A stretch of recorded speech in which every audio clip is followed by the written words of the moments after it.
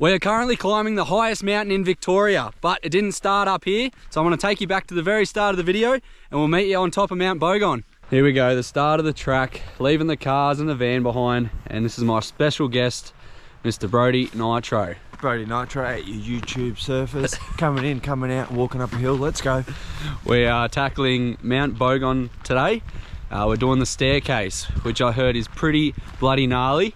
And we've got 20 kilo bags on, so it should be fun. But by the look of the 6-year-old girl that was walking up this hill without a backpack earlier, I think we might be a little bit overpacked here. So we might have to set up camp and do about 3-4 nights and turn it into a real adventure. What do you reckon, mate? Yeah, I reckon we go on a bit of a survival mission. Yeah. Try and get some food. Some rabbit, some deer. Yeah. Should be good fun. But stewed. Anyway, let's get into it. Oh, this bag's fucked.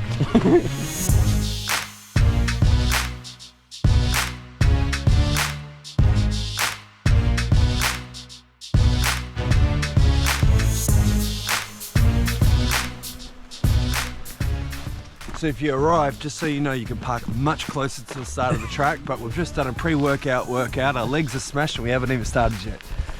We literally parked the cars back there, realised we could have driven up, saved an extra 2Ks, but hey, win some, you lose some. Let's go.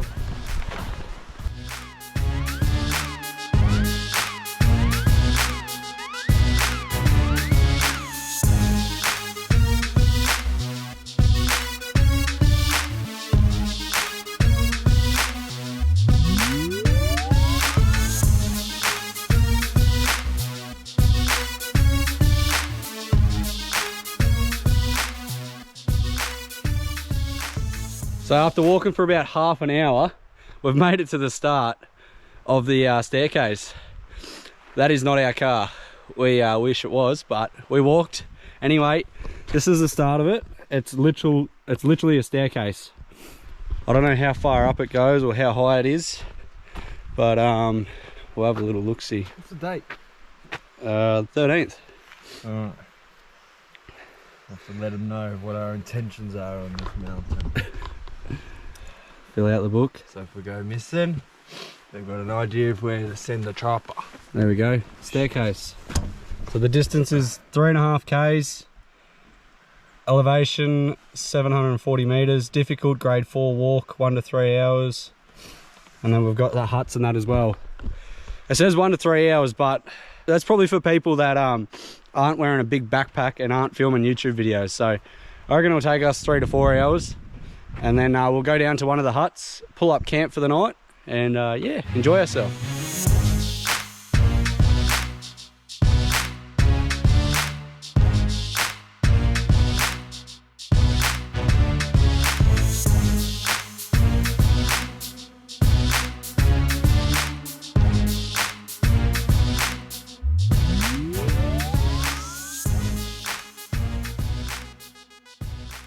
Alrighty, so we haven't really introduced Brodie yet. A lot of you guys probably don't know who he is, what he's done, where he's come from. So tell the people, mate, tell us your story. What have you done? Where have you gone? Who have you become? Let them know. Where do you want me to start? It really depends on who your viewer is, but is it the story like the rags to riches, or is it yeah, so coming from a broken home, parents broke up when I was 2. Anyway, my name's Brodie, from Australia. Parents broke up when I was 2. I lived with my mum. She ended up abusing a bunch of alcohol and drugs, and I was taken away from her at the age of 10. Before that, I was expelled from 2 primary schools for fucking up, and I was kept down in prep. Moved in with my old man. I struggled to really adjust to the family dynamic. He'd remarried, had new kids. I climbed out the bedroom window, went and lived in the city on park benches for a while, stealing food just to survive, living with a bunch of runaway kids. And then I ended up jumping on a train and going to this area, Melton, and you might have seen it on Spanion's last episode, Into the Hood. I was actually interviewed on that as well. And I got into a lot of trouble there, seeking love and appreciation from the wrong people, because I felt like I wasn't getting it from my family now, because I'd run away and I obviously didn't talk to my mum. So I ended up in prison. I ended up taking a bunch of drugs. I ended up spending 6 months in solitary confinement. I've been shot at, I've been beaten from one end of the street to the other. I was looking at 25-year jail sentence if I was found guilty on even one case, and I had 8 of them that I had to beat with 8 different sets of jury. I was acquitted on all counts, which is unheard of, and I thought, you know what, I've got a second chance at life here. So when I was in that 6-month solitary, I started reading books. One of them was called Shantaram. You might have heard it. If you haven't, read it. It's about this guy that escapes prison and goes and travels India, and it started to really expand my mind. There's more out there than the shit life that I was living. But there was 2 versions of the shit life. There was doing prison and doing drugs and doing all that stuff, or there was pushing wheelbarrows and working in a 9 to 5. I seen them both through the same pair of glasses. I didn't want to do either of them. I wanted to create success, but I didn't know how to do it. But I ended up finding myself a mentor, reading books, going to events, churned my life around, got involved with the exact same high ticket program this legend's involved in now. I made $54,000 in 4 weeks in just my 6th month in that company. Completely changed my life. I started traveling around the world, speaking on stages. I went from homeless to owning 4 investment properties now. But now I just live a humble life. I've become a yes dad. If my dad wants to spend time with me, I've got the time, energy and finances to do it. And then I get to hang out with some of these legends as well, and get out here into nature, because you got one life and it goes very fast. So start living it now. Don't wait till you're 67, because you might be too old, broken and sick to even enjoy it. How's that, hey? What a story. That is the short version of it, but mate, it doesn't get any more real than that. This legend, he's been through it all, he's seen it all, and yeah, I'm grateful to be in his presence and doing this hike with him, and there'll be many more to come. But that is, long story short, of Mr. Brodie Nitro. Absolutely, completely changed his life around. And yeah, look, he's an inspiration for people like myself and other people that are looking to, you know, get out of that shit lifestyle, or that are just looking to get out of that 9 to 5 and completely change their life around. But yeah, how bloody cool is that? Bit of an update. Brodie is an hour in and he's already got some blisters. Yeah, I'm gonna try to hike with no shoes on, but I got fucking 4-year-old girls' feet, so I don't know how they're gonna go. Hiking it with no shoes. Bloody hell.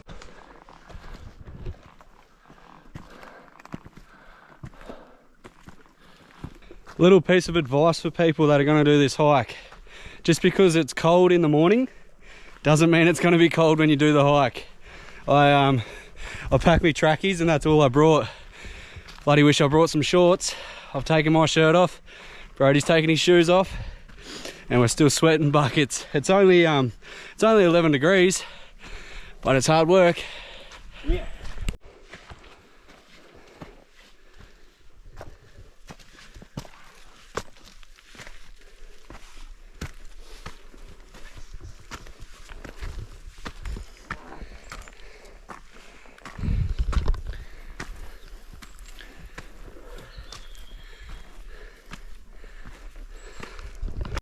How do you feel about your decision to pack that much shit? Look, it would be a lot easier if the bag wasn't as heavy, but when you're staying a couple of nights and most likely going to get lost up in the mountains, it's better to be over prepared than under. If you could have brought one more item, what would have it been? Pair of shorts. If you could have left one more item at home, what would have it been? Oh, probably the size of the tent. I need a smaller tent. That's the biggest and heaviest thing there is on the bag. Ooh.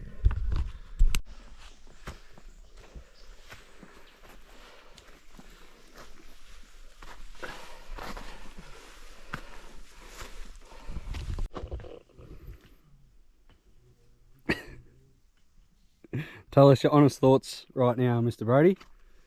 What's going on through your mind? They usually, when I'd hike, I'm like, I have to get up there as fast as I can. It's like, what for? I'm going to get up there anyway. I might as well lay here and look at the caterpillars eating through the leaves. That's what I thought, mate. Fair enough. I got fucking blisters. Blisters. It's taking a toll on us. We're not even halfway up. We packed enough for fucking 2 weeks. Packed enough for 2 weeks. We definitely did. Anyway, you live and you learn, don't you? Remember I said, oh fuck. Shit. Remember I said, oh yeah, it'll take people 3 hours if they're on crutches? Yeah, that's you. That's me. Fucking blisters.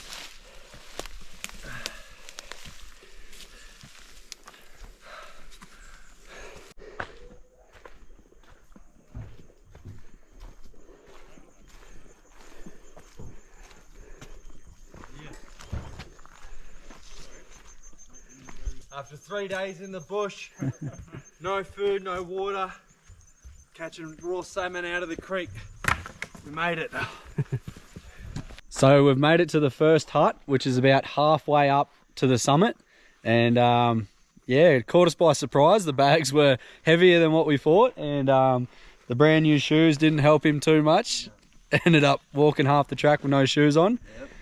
But we stopped for some lunch, had some feed, and about to make our way back up. The views aren't too bad.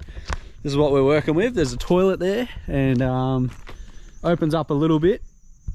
It's nothing like Mount Feathertop, which I did the other week with Christian, but hey, it's all good fun. All good fun. So wish us luck. We're gonna go back up and get to the summit.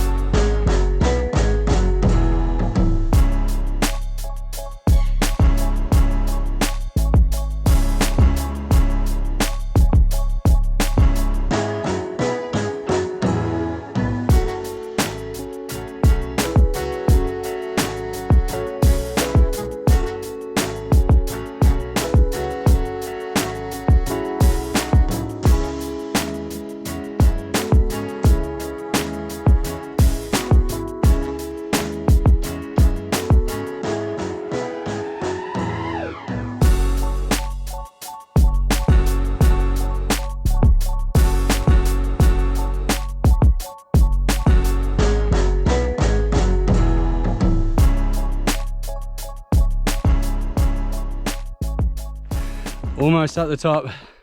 We're up in the clouds at the moment. Far out, this last stretch is getting to us. I don't know if you can see, but see that little mound there? There's a pole there. That is the tip. So close yet so far. Whew. What else would you rather be doing, eh? I wish the camera showed a bit more, but this is bloody gorgeous. Made it.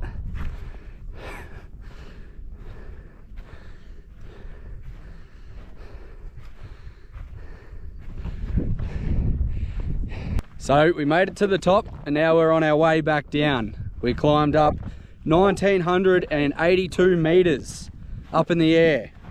What are your thoughts? What are your thoughts on it? I've got blisters on my heels, my beard's looking scruffy. I'm excited to set up my swag and look at the stars. Very nice. It was quite challenging to start with. Grade 4. Grade 4, yeah, grade 4. But no, I definitely recommend, like always, if you're gonna do some, do it. You got nothing to lose. There was a kid that's done it. He's probably what, 10 years old? 10-year-old kid can do it, you can do it. And he was with his mum, and his mum was saying that her husband has one leg. He didn't make it up here all the way, but he's given it a go, so no excuses.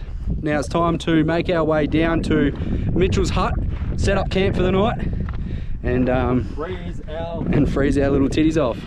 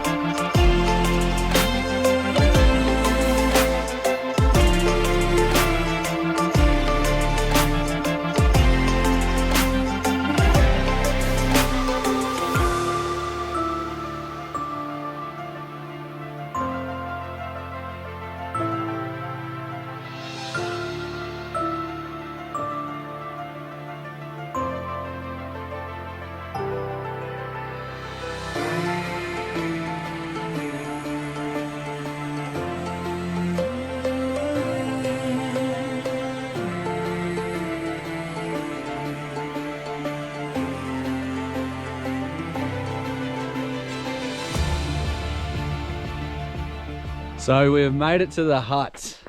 Check it out. We've got the tent, we've got the swag. We're all set up. You ready for a frosty night, mate? Yeah. Yep. We are aching. We are sore, and the sun's going down.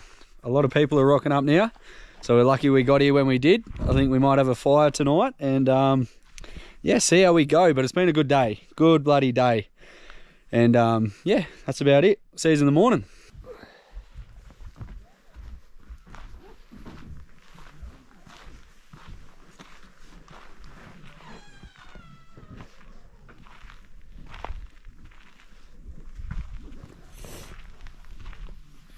Good morning. We are back on the track.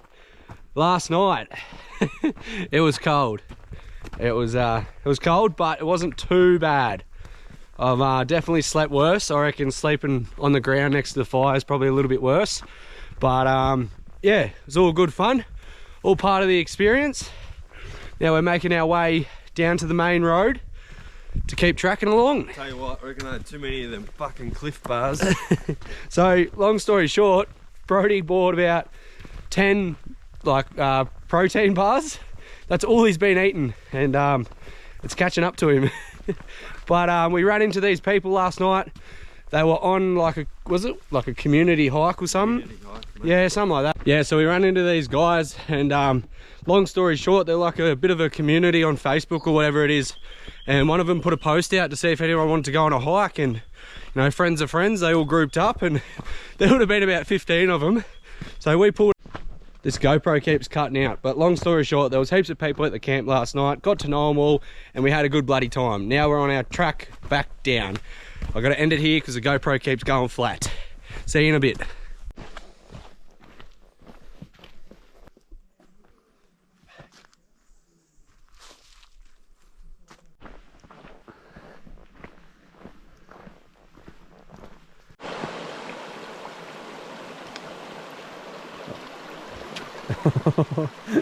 Oh no.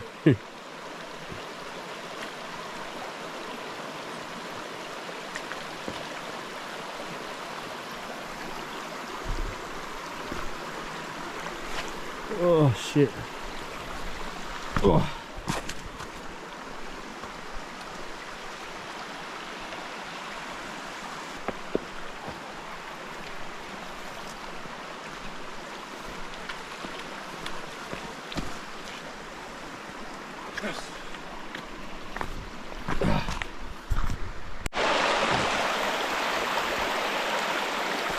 Whoa!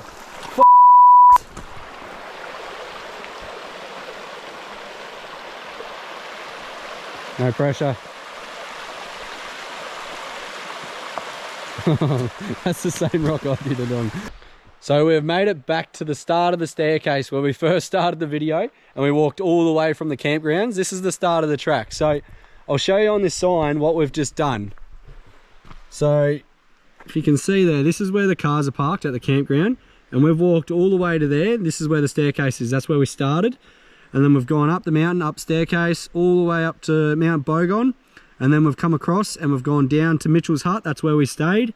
And then now we've come down Mitchell's hut, along to that road, and then all the way back to the staircase, which is where we are now. And then we've got to go back to the campground to pick up the cars. How bloody good.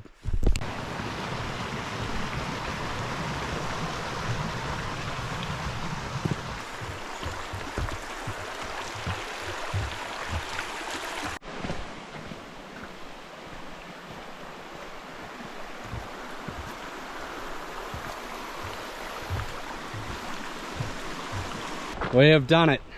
The cars are in sight. We've made it back to the campground. Look, I'd love to know, what was your life lesson out of all this? What did you learn the most? That when you finish doing a hike, go get a chicken parma and chips. That's exactly what we're doing. We've got it lined up. We're going to go get a chicken palmy. Going to go watch the UFC at the pub and have a good one. So Mount BOGONG, done and dusted. How bloody good. Yibbida. Alrighty, so there you have it. Mount BOGONG, done and dusted. I've had a shower, went to the pub, had a palmy, watched a bit of the UFC, and had a bit of a recap. While we were sitting down at the pub, we really started to feel the aches and the pains and all that sort of stuff. But it's all worth it, of course. Had an absolute ripper of a time. Learnt a lot. I learnt a lot. Like I said, I was over prepared and under prepared at the exact same time. There's a lot of stuff that I need to go and get, and just to make life a lot easier. Obviously, I can do it again with what I've got, but number one thing, the bag was too heavy. It took us way longer because the bag was obviously heavy. Well, our bags were heavy. But, look, can't complain. It was an awesome trip with awesome company. Brodie is an absolute bloody legend. And, yeah, I wouldn't have rather do that with anyone else. You know what I mean? He's an absolute gun. Appreciate his time, and I can't wait for the more trips to come.